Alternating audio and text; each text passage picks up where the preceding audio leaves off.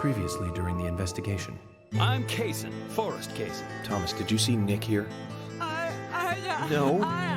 When I got here, he was already like this. What are you doing? Get out of the way! I'll do it! George, stay back. She's trying to speak. No! It couldn't be! Nick! Oh, please, no! You got us good this time, Zach.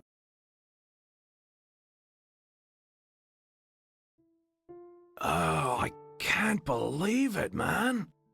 Now that's heavy. Me neither. When did Becky stop coming to work? I think it was like from the day Anna was killed, man. Yeah, that's right. She was totally depressed about something. Quint called for her to let us know she wasn't coming in for work. She must have been totally in shock, the poor thing. So you took the twins along to cheer her up. That's right, hon. If only I knew it would be like this, I'd have spent more time talking to her. You told me about a special secret between your children and Becky. Yes, of course. What about it? It seems Becky handed them an item before she was killed. Any idea what that might be? Now that you mention it, they had a box about this size which they said was very important. That's it. I'd like to talk to them about this in person. Where are the boys now? They went out, actually, with Mr. Kaysen. They said they were going to visit Greenvale Forest Park today. They were going to take Willie for a walk, that dog of his. Kaysen? Do you know him well? Oh yeah, he's a good guy. He always brings us gifts from his road trips. The kids love him, so we let him take them out every once in a while. You know, for a little quality time with the missus. Okay, I understand, but the situation calls for urgency. I'll go and look for them myself, and if they come home without running into me, could you let us know? Sure, of course. I'll contact the department.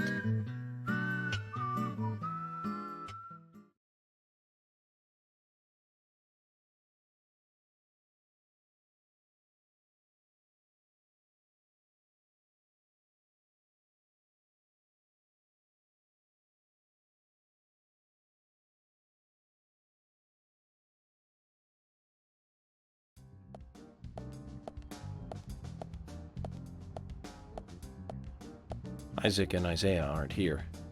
They're apparently out with Kaysen. Let's go look for them. With Kaysen? Sounds like a long story. Any ideas where to start looking? Lily told me where they went. No problem.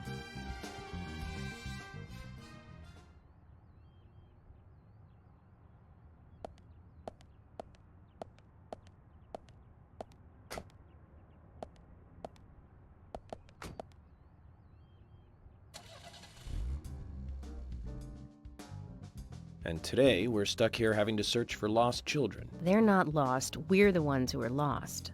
And so we are, Emily. Zach, we may as well have fun if we're getting lost.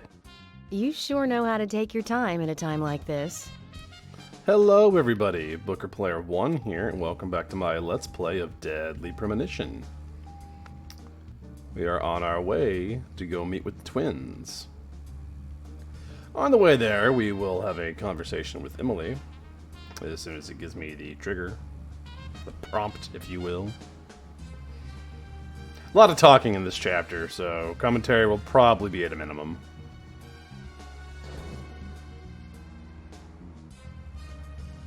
I can't believe 2 people have been murdered in our town. And now 2 young children are at the center of it all. I just can't come to grips with it yet. Crime will happen wherever there are people. And that's why we have our jobs. Might be easier for you because you don't live here. These were people that I knew that were killed. And the murderer might be someone who lives here in this town. It's really depressing. I know. But someone has to bring this murder to justice. You're right, I know. But, oh, Agent York, sometimes I just think I'm not really cut out to be a cop. Not true, Emily. You have the potential to be a superb law enforcer. You can be emotional at times, but you also possess what's most important. I do? What do you mean? What do you think? A sense of justice. Justice? I must admit, I'm surprised to hear such a... how should I say this? Such an obvious answer. I thought you'd say something else. Obvious or not, I joined the FBI in order to do what's right. And that's what's important. I understand, but still, you seem... I'm sorry. I need some time to think. Whatever do you want to think about? Justice. I want to think about justice. Zach, she's quite the philosopher, isn't she? Then again, death makes everyone a philosopher. So when it comes to finding the twins, they have two locations they can be at. They'll either be at the little observation deck that they use the binoculars at, or they're going to be near the community center, the theater where we talk to everybody. Just check your map, it'll show you. You also have a pretty long time to go find them. This road is weird and kind of glitchy. Like, you'll be going full speed and all of a sudden it's like you're driving through mud. It's not my favorite.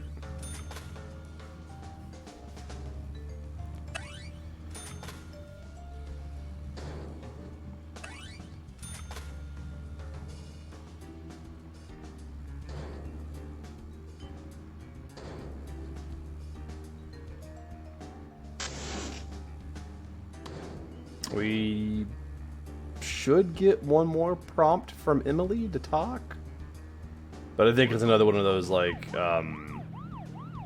let's just shut up and get to the mission area type of things. But it's still interesting to hear, you know. I want to show off as much of the game as I can.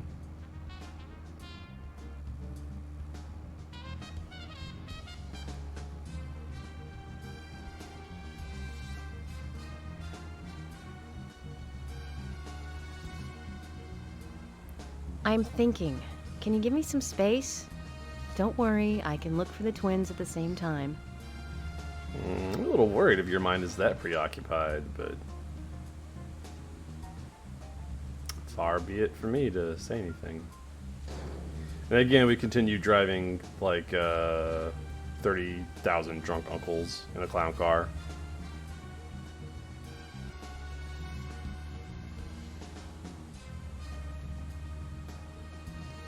You'll also actually just get pulled into the cutscene before you even get to the circle.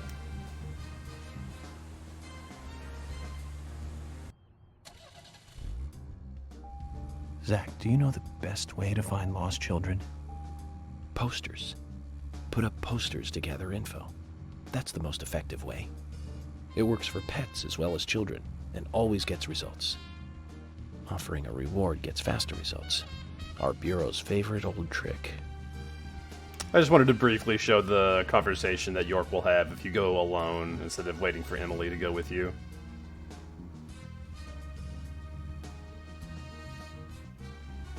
We also got lucky when I loaded this up, it put the twins at the other location. So instead of being at the little observation deck, they're going to be at the theater/community center. So, Zach, this case turned into a multiple homicide. What kind of motives turn a criminal into a serial killer? Is it hedonistic? Ritualistic? Copycat crime? Sex-related? Cannibalistic? From the Bureau's statistics. These interesting ideas don't always really explain the real motive. They're just words. Phrases that the media uses to scare citizens. The spotlight falls on a mere 1% of all cases. Only the weird ones. You understand all this, right, Zach? No matter how bizarre a crime may appear to be, at the root, there is always rage and personal interest. Right, Zach? Most people simply don't kill for pleasure. But that kind of common sense never applies to our investigations. Maybe we're lucky. Or unlucky, depending on how you look at it.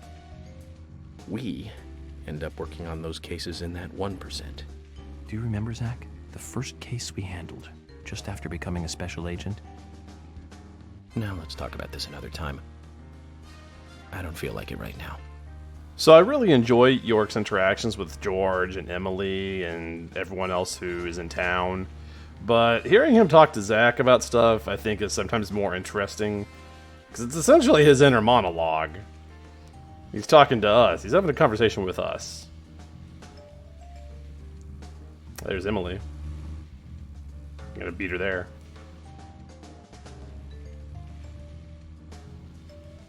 And then same thing, when you pull up here, when you get close to the little glowing mission circle, it's just gonna pull you into the cutscene.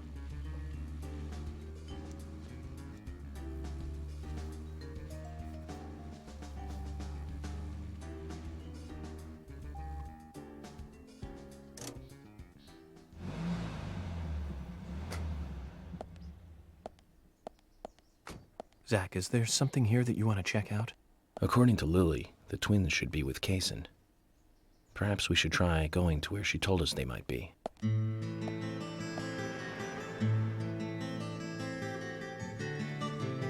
Agent York, I found Isaac and Isaiah. They're over there.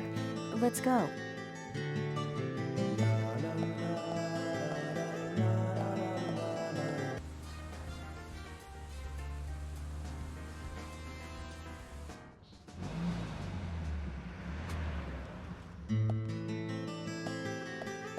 According to Lily, Isaac and Isaiah should be here. Then let's go and find them.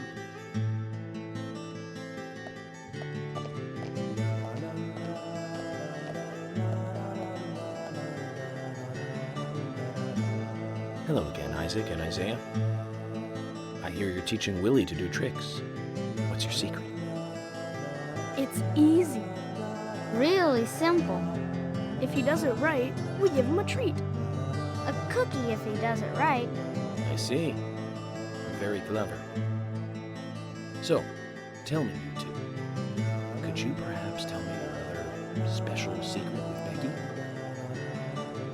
No, we can't. It won't be a secret if we tell. I'm not telling. We promised Becky. Well, that's a problem. Because I also made a promise to Becky. I promised to catch the bad man award. But I can't keep my promise if I don't know what the secret is. Do you see?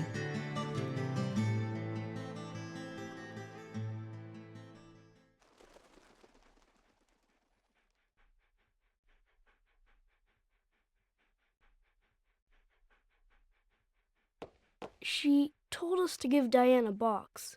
It wasn't that heavy. We took it to the art gallery and gave it to Diane. Is that all Becky gave you? Just when we were leaving to take the box to Diane, Becky called us back. She handed us something. It was small and round. She told us to keep it safe in our pocket and give it to Diane.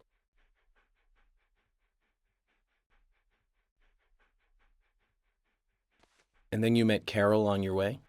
Yep, I took the round thing out of my pocket and we looked at it. And then she talked to us. We told her that we were on an errand for Becky. She said she'd do it for us. But we told her no, because Becky asked us, not her.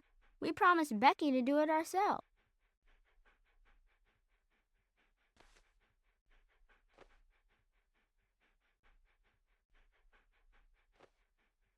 So Becky did entrust the locket to them. And now Carol has it. Right, Kaysen? Huh? You were in the room when Carol took the locket back from Diane. I saw you with Diane in the art gallery that day. Well, yeah, I was there in the room, but I was only chatting with Diane. Oh, then Carol burst in, all angry looking. While Carol and Diane had their talk, I just sat there like a frog. Yeah, so Carol took the locket from Diane, but that has nothing to do with me, right? Yes, I believe so. But from this instant, you are now a key witness in this case. I'm afraid you can't leave town until you hear from me. What? Can you do that? This is all starting to sound a little like Alice in Wonderland. Which makes you Humpty Dumpty. Huh? Isaac and Isaiah, thank you. I think I'll be able to keep my promise with Becky thanks to you two. How is Becky? Is she getting better? She'll come and help out at our store again, won't she? She'll come and play with us again, won't she? Boys, about Becky. That's right. Becky is almost totally better now. But I don't think she'll be able to come and see you. I was told by Becky to keep this a secret. But she's actually a goddess of the forest, just like Anna. I think she's gonna be in the forest with Anna for a while. Cool. We'll keep this a secret then, too. Wow, that's why Anna and Becky are such good friends. Okay, Willie. You're happy too, aren't you? Zach, I hope Emily doesn't end up as a forest goddess, too.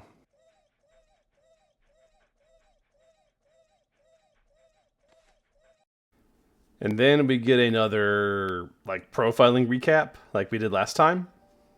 Okay then, Zach. Let's go over what we found out recently about the case. First, Diane, the owner of the art gallery. She was out drinking with Nick Cormack in a bar on the night Anna died. Nick confirmed this, and so she has an alibi. But then we have what Nick's wife Olivia told us. According to Olivia, Nick and Diane not only went to the bar, but also went somewhere else that night. Do you remember where that was, Zach?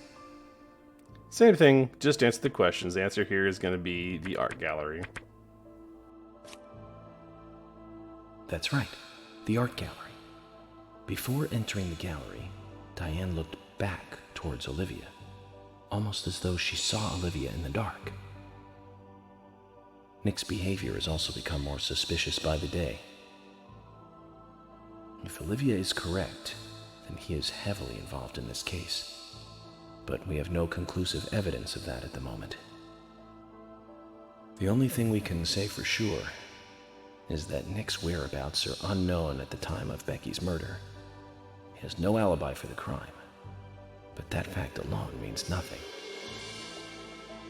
So who was it that called Thomas to report trouble at Becky's place? And of course it was Quint who called it in. That's right. It was Quint, Becky's boyfriend. He went to her house and saw the tragedy. Now, about Becky's murder. I'm embarrassed and mortified. Killer struck again while we were on the case. We found her bitten off tongue. A massive amount of red seeds that poured out with the blood. Then an inverted peace symbol, like the one seen at the site of Anna's murder. From the similarities, one can deduce that Anna's killer killed Becky. We also found one other important piece of evidence in Becky's room. Can you remember what that was, Zach? And of course it was the sketchbook, one of my favorite detective tricks. That's right. We found a sketchbook in Becky's room. She had apparently written a letter to her sister Diane. It revealed that Becky took a locket from Anna's body at the crime scene. She also admitted to borrowing a pair of Diane's stiletto heel shoes. So Miss Stiletto Heels was Becky. There was something else at the end of the letter. It said that she handed the locket and stiletto heel shoes to someone. Do you remember who, Zach? And of course it was the twins. That's right, Zach. And from what Isaac and Isaiah told us, Carol offered to take the items to Diane, but the twins refused. They gave them to Diane themselves, as they had promised. For some reason, Carol wanted the locket. She ended up storming into the gallery to take it from Diane. And when Carol took the locket from Diane, Kaysen just happened to be there. Is Kaysen involved in this? Or was he just there by coincidence? I wonder what's so special about the locket, too. Why did Carol want it so badly? The questions are mounting. Come to think of it, Quint, the first witness, has no alibi for Becky's death. We checked the phone records, and his call definitely came from her house. Is it possible he attacked Becky and then called us from the scene? but everyone is suspicious one way or another. What should we do next, Zach?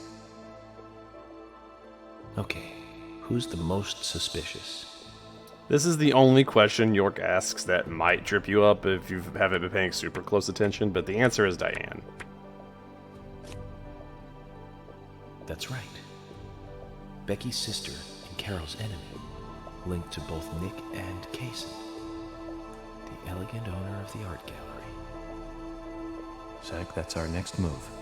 We'll start with Diane. If you try selecting Quint or Nick, York does comment that they are also suspicious, but he doesn't feel they're the most suspicious. So, you want to find out everything there is to know about Diane? That's right. There's just too many things that we don't know. First, we need more intel about the relationship between Nick and Diane. How? Nick and Diane meet every night at the bar. Let's use that. George, we'll need you to stake out the gallery. What do you mean? Wait in the parking lot of the art gallery and tail Diane when she leaves. If she goes anywhere other than the bar, you let me know. Emily, you take the diner. Wait for Nick and tail him to the bar too. As with George, if he goes anywhere else, then you let me know. Okay. Thomas, you keep a watch on them inside the bar. Yes, I will. I'll be waiting in the parking lot of the bar. Once Nick and Diane are together, I will follow them wherever they go. What time do they usually show up, Thomas? Around the same time. Usually between 22 and 2300. Then at that time we do it, boys and girls.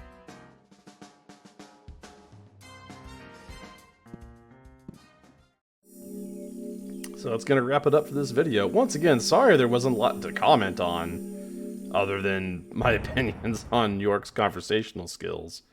But there was a lot of story, a lot of talking, a lot of cutscenes, that sort of thing this go around. Next time I should have a lot more to comment on. We're probably going to start doing some chapter replays coming up. But until then, everyone stay safe.